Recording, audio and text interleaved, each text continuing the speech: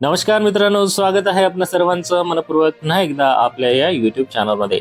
मित्रांनो, पवित्र पोर्टलच्या संदर्भात अतिशय अशी सकारात्मक बातमी, एक महत्वाचा शासन निर्णय आपल्या समोर आलेला आहे. तुम्ही बघू शकता या ठिकाणी दिनांक 30 मार्च 2026 रोजी हा GR पास झालेला आहे आणि या GR मध्ये माननीय उच्च न्यायालयाचे जे काही निर्देश आहेत, या निर्देशानुसार पवित्र पोर्टलच्या मार्फत आता शिक्षक पदभरतीची जी मानक अशी कार्यपद्धती असावी किंवा कोणता रोडमॅप असेल, काय कार्यपद्धती असेल, ती सुनिश्चित करण्याच्या संदर्भात एक महत्वाचा शासन निर्णय या ठिकाणी शासनाच्याकडून घेण्यात आलेला आहे आणि याचा निश्चितच आपल्या पवित्र पोर्टलच्या शिक्षक भरतीच्या कामामध्ये खूप मोठा फायदा होणार आहे.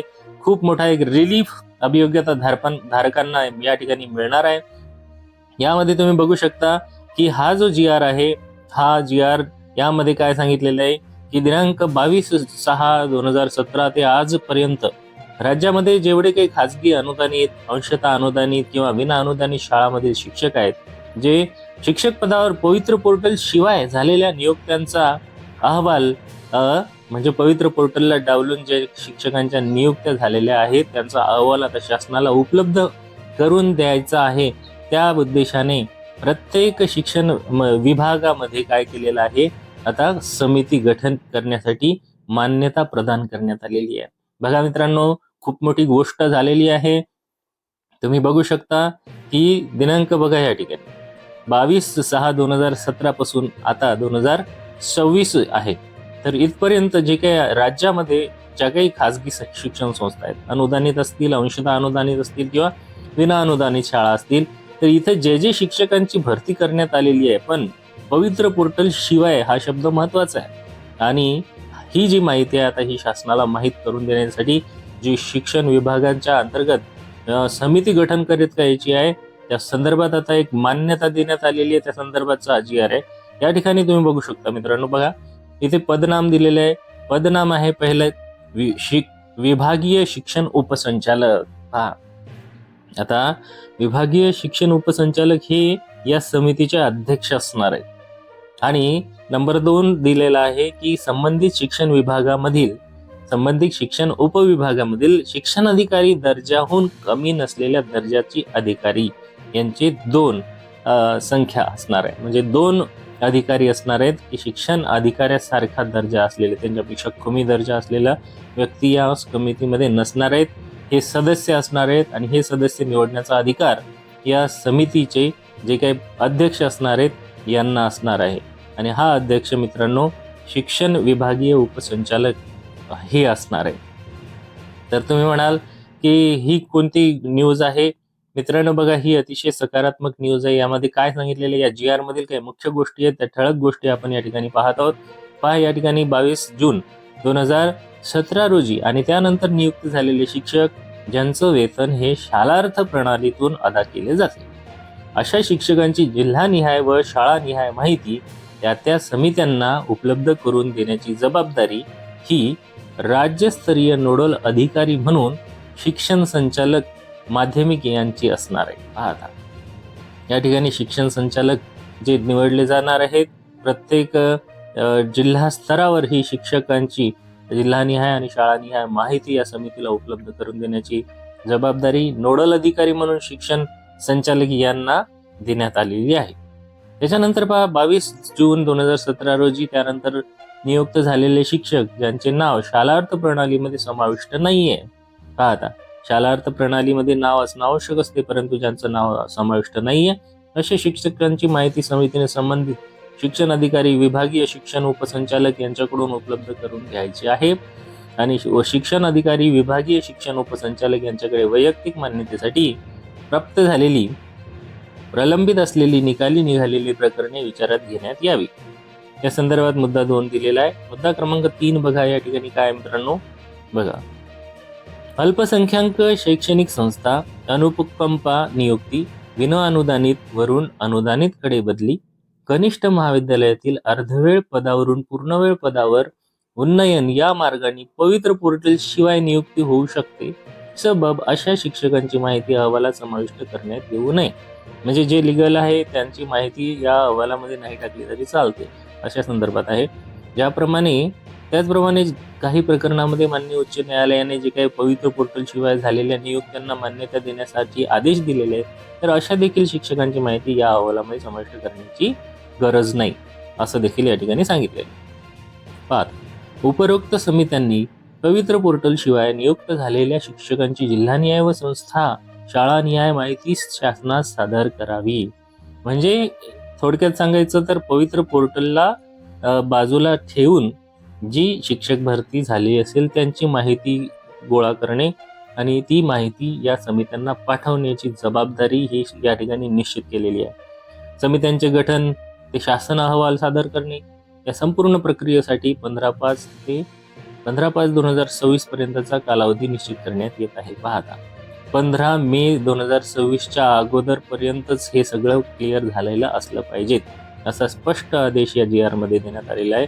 तुम्ही बघू शकता मित्रांनो या ठिकाणी की जी समिती आहे त्याचे गठन झालेलं असलं पाहिजे, तिचा अहवाल हा 15 मे 2026 येणाऱ्या मे महिन्याच्या 15 तारखेपर्यंतच काय करायचं आहे, निश्चित कालावधी निश्चित केलेला आहे, कारण या कालावधीमध्ये तो अहवाल त्यांना सादर झाला पाहिजे. आता या दिनांकास अथवा त्या अगोदरचा असा अहवाल शासनास सादर करण्याची जबाबदारी ही संबंधित समितीची असणार आहे. आता या समितीकडे ही जबाबदारी अहवाल पाठवण्याची दिलेली आहे आणि त्यासाठी मुदत 15 मे 2026 दिलेली आहे. पुढे काय सांगितलेले बघा यामध्ये, उपरोक्त माहिती शासनात सादर करण्याच्या कामकाजामध्ये प्रभावी समन्वयाची जबाबदारी यथास्थिती शिक्षण संचालक प्राथमिक व शिक्षण संचालक माध्यमिक व उच्च माध्यमिक या दोघांची राहणार आहे. ही माहिती शासनाला पोहोचवण्याची म्हणजे या समितीला पोहोचवण्याची जबाबदारी ही शिक्षण संचालक, कोणते शिक्षण संचालक, प्राथमिक आणि माध्यमिक या दोघांकडे ही जबाबदारी देण्यात आलेली या ठिकाणी आपल्याला दिसून येते. आता पुढे काय सांगितलेलं आहे बघा, या कामावर नियंत्रण व देखरेख ठेवण्याची जबाबदारी आयुक्त शिक्षण आयुक्त हे मात्र या सगळ्या कामावर काय असणार आहेत, लक्ष ठेवून असणार आहेत, शिक्षण आयुक्त. आता मुद्दा नंबर 2 बघा, पवित्र पोर्टल मार्फत शिक्षक भरती अधिक सक्षमपणे व पारदर्शकपणे राबवण्याची जी काही संदर्भाधीन शासन अन्वये व अधिसूचना अन्वये वेळोवेळी तरतूद करण्यात आलेली आहे. या सर्व तरतुदी विचारात घेऊन सुलभ आणि शीघ्र संदर्भासाठी शिक्षक भरतीबाबत मानक कार्यपद्धती, ज्याला सिस्टमॅटिक ऑपरेटिंग म्हटलेलं आहे, SOP म्हटलेलं आहे, त्या SOPला या शासन निर्णयासोबत जोडलेल्या प्रशिष्ट अन्वय निश्चित करण्यात येत आहे. आता पवित्र पोर्टलची जी काही शिक्षक भरती आहे हिला आणखीन पारदर्शक करायचं आहे, ट्रान्सपरंट करायचं आहे, सक्षम करायचं. तर त्याच्यासाठी ज्या काही वेळोवेळी सूचना किंवा तरतुदी करण्यात आलेल्या आहेत, तर त्या SOPला म्हणजे मानक कार्यपद्धतीला देखील याच्यामध्ये निश्चित करण्यात आलेलं आहे मित्रांनो. आता संदर्भ क्रमांक 14 आहे इथे दिलेला. यामध्ये काय दिलेलं आहे की माननीय उच्च न्यायालयाच्या 16/10/2025 रोजीचा जो शासन निर्णय आहे त्याचं अवलोकन केलं आहे. ते अवलोकन केलेलं असताना पवित्र पोर्टल मार्फत शिक्षक पदभरतीची कार्यवाही अधिक कार्यक्षम पद्धतीने, पारदर्शक पद्धतीने राबवण्यात यावी. या बाबतीत कार्यवाहीशी संबंधित जे काही घटक असतील, जसे की उमेदवार आहेत, नियुक्ती अधिकारी आहेत, शालेय शिक्षण विभागाचे अधिकारी आहेत, यांच्यात समन्वय आणि प्रतिसाद याबाबतची व्यवस्था सक्षम करण्याची जी अपेक्षा आहे माननीय उच्च न्यायालयाने व्यक्त केली होती. या अनुषंगाने विभागाच्या संबंधित क्षेत्रीय अधिकाऱ्यांना खालील सूचना दिलेल्या आहेत.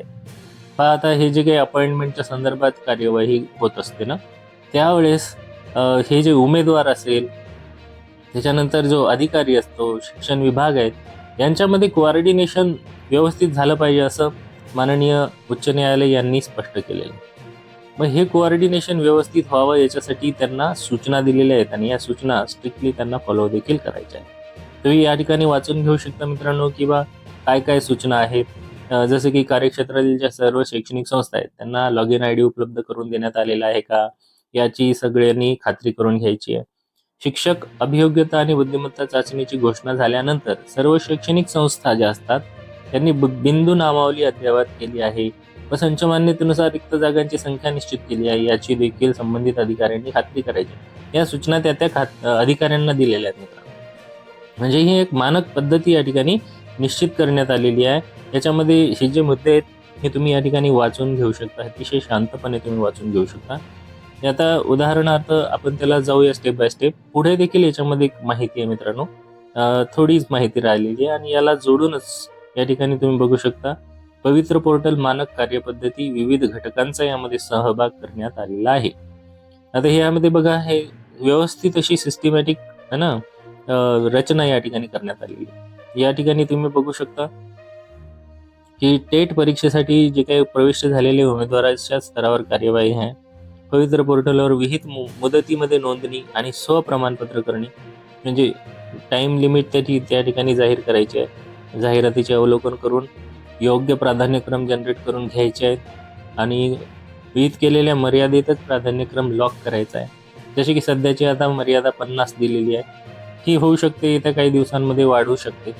आता याचे निवडीचे प्रकार with interview and without interview है ना, हे इथे मुलाखतीसह आहे म्हणजे विथ इंटरव्ह्यू आणि मुलाखतीशिवाय म्हणजे विदाउट इंटरव्ह्यू दिलेला आहे. त्यानंतर तुम्ही जसं खाली जाल तर इथे तुम्हाला माहिती अजून दिसणार आहे की बघा, शिफारस प्राप्त उमेदवार मूळ कागदपत्राच्या पडताळणीसाठी दिलेल्या वेळापत्रकानुसार संबंधित व्यवस्थापनाकडे हजर होणे.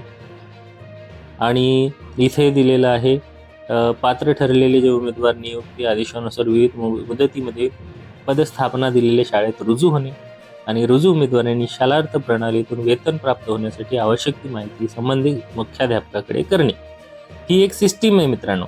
अशा प्रकारची हे मुलाखतीसह देखील, म्हणजे तुमचं इंटरव्ह्यू मधून झालेलं आहे, तर हे विदाउट इंटरव्ह्यू आहे आणि हे विथ इंटरव्ह्यू आहे. तर याची देखील मानक पद्धती या ठिकाणी करून देण्यात आलेली आहे. हे टेट उमेदवाराचं व्यवस्थापन संस्था स्तरावर कार्य, आता ज्या काही मॅनेजमेंट आहेत त्यांना देखील ह्या गोष्टी करायच्या आहेत. आपली जी शाळा आहे त्या शाळेची माहिती पोर्टलवर नोंद करून घेणे, सामाजिक आरक्षणाची माहिती तपासून घ्यायची आहे.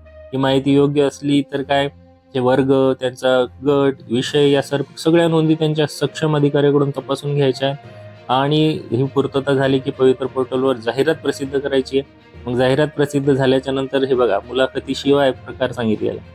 शिफारस प्राप्त उमेदवारांची जी काही डॉक्युमेंट्स आहेत त्याची पडताळणी करून घ्यायची आहे. त्याच्यानंतर जे रुजू झालेले उमेदवार असतील त्याचे वेतन शालार्थ प्रणालीतून प्राप्त करून घेण्याची आवश्यक काय माहिती पोर्टलवर नोंदवायची आहे. जे शाळा किंवा मॅनेजमेंटला दिलेल्या सूचना आहेत मित्रांनो. आता उपरोक्त निवड प्रक्रियेनंतर उमेदवार उपलब्ध जर झाला नाही तर पुढील जाहिरातीच्या प्रक्रियेत सहभागी होऊन पदभरतीसाठी आवश्यक कार्यवाही करतील, आहे की नाही. तर अशा प्रकारे ही माहिती दिली आहे. इथे मुलाखतीशिवाय सांगितलेलं आहे आणि या ठिकाणी मुलाखतीसह देखील सांगितलेलं आहे. तर सेम प्रोसिजर जी आहे की संस्था लेवलवर त्यांना करायची सांगण्यात आलेली आहे. आणि जर काही कोणाला प्रॉब्लेम आलेली आहे, तर बघा तक्रार असेल तर तक्रार निवारणाच्या संदर्भात देखील इथे मानक निश्चित करण्यात आलेले आहेत, है ना, म्हणजे सुविधा उपलब्ध करून दिलेली. तर काय, वेळोवेळी प्रसिद्ध होणाऱ्या सर्वसाधारण गुणवत्ता यादीबाबत अथवा स्वतःच्या निवडीबाबत ज्यांना तक्रार आहे असे उमेदवार योग्य तो पुरावा घेऊन यादी प्रसिद्ध झाल्यापासून 10 दिवसाच्या आतमध्ये राज्य स्तरातील जे तक्रार निवारण आणि दुरुस्त करण्याची जी समिती आहे यांच्याकडे दाखल करणार आहे, अर्ज दाखल करायचे. तर ही एक सिस्टीम या ठिकाणी उपलब्ध करून दिलेली आहे मित्रांनो. जर कोणाची हरकत असेल, कुठे काही त्यांना अडचण आली असेल, काही गैरप्रकार झाल्यास दिसून आले असेल, तर तक्रार निवारण असणे होणे गरजेचं आहे. मुलाखतीशिवाय पाहता ज्यांना इंटरव्ह्यूची गरज, अशी निवडीचे जे प्रकार आहेत, मुलाखतीशिवाय निवडीच्या प्रकारात निवड प्रक्रियेबाबत शिफारस झालेल्या उमेदवाराची तक्रार असल्यास उमेदवारास जिल्हा स्तरावरील सक्षम प्राधिकाऱ्याकडे योग्य पुराव्यासह निर्णयाच्या 7 दिवसाच्या आत तक्रार करता येईल. आणि तक्रार निराकरण न झाल्यास, म्हणजे 7 दिवसाच्या आत तक्रारीचं निराकरण देखील करायचं आहे आणि झालं नाही तर उमेदवाराला शिक्षण उपसंचालकाकडे अपील करता येणार, म्हणजे त्यांच्या वरील अधिकाऱ्यांना आपली तक्रार करता येणार आहे.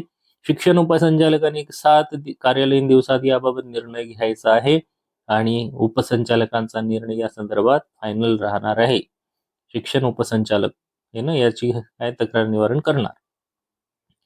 मुलाखतीसह देखील अशाच प्रकारे जर कोणाची काही अडचण असेल तर जिल्हा स्तरावरील जे काही प्राधिकारी आहेत त्यांच्याकडे 7 दिवसात तक्रार नोंदवायची आहे.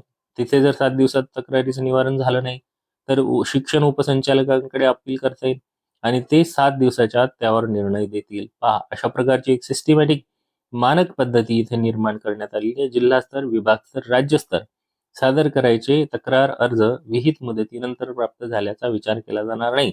म्हणजे इथे तुम्हाला जी इथे मुदत सांगितलेली आहे, हे की नाही, की इथे 10 दिवसाच्या मुदतीच्या आत सांगितलेलं आहे आणि इथे मुलाखतीच्या निवडीच्या प्रकारामध्ये त्या 10 दिवसाच्या आतमध्ये जर तुम्ही कंप्लेंट केली तर तुमच्या तक्रारीचा विचार केला जाईल, नाही तर त्यामध्ये विचार देखील केला जाणार नाही.